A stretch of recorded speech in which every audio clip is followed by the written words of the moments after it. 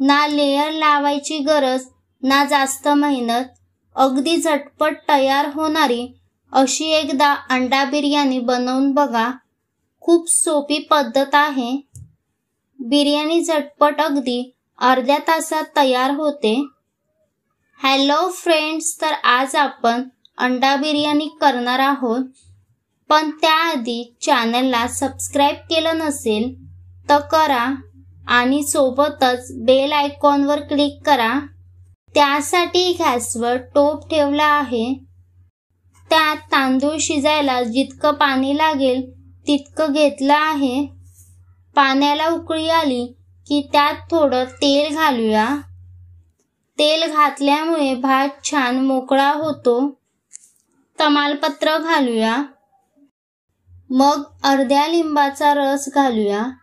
लिंबाच्या रसामुळे भात पांढरा शुभ्र होतो। आता त्यात स्वच्छ धुतलेले तांदूळ घालूया।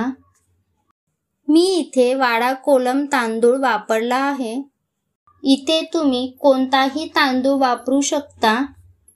चवीनुसार मीठ घालून मिक्स करूया। इथे मीठ भाताला जितकं लागेल तितकं घालायचं। आता भात शिजवून घेऊया। भात आता तयार झाला आहे। मग बिर्याणीचा मसाला तयार करूया। त्यासाठी गॅसवर पॅनमध्ये थोडं तेल घालूया। त्यात आलं लसूण मिरचीची पेस्ट घालूया। मग चिरलेला कांदा घालूया। हे परतवून घेऊया। हिंग घालून परतवून घेऊया। मग चिरलेला टोमॅटो घालून परतवून घेऊया। चवीनुसार मीठ घालून मिक्स करूया। मीठ मसाल्यापुरतं घालायचं आहे। अर्ध्या लिंबाचा रस घालून मिक्स करूया। लिंबाच्या रसामुळे बिर्याणीला खूप छान टेस्ट येते। आता झाकण ठेवून 2 मिनिटं शिजवून घेऊया। 2 मिनिटांनंतर झाकण काढून त्यात 2 अंडी फोडून घालून मिक्स करूया। अशा प्रकारे अंडी फोडून घातली की बिर्याणीला चव अगदी छान येते। हळद, लाल तिखट घालून मिक्स करूया।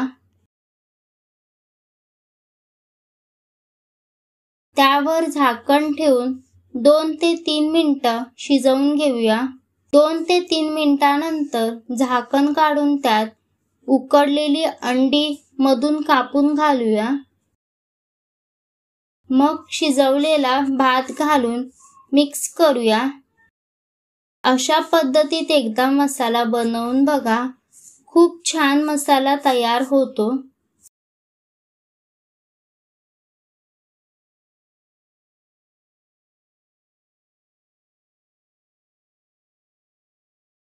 आता वरून थोडंसं पाणी शिंपडूया।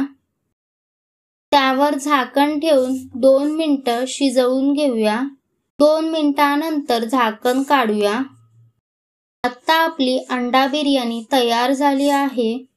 सर्व करायच्या आधी व्यवस्थित एकदा मिक्स करा। तर आहे ना सोपी, झटपट, जास्त मेहनत न करता तयार होणारी अंडा बिर्याणी।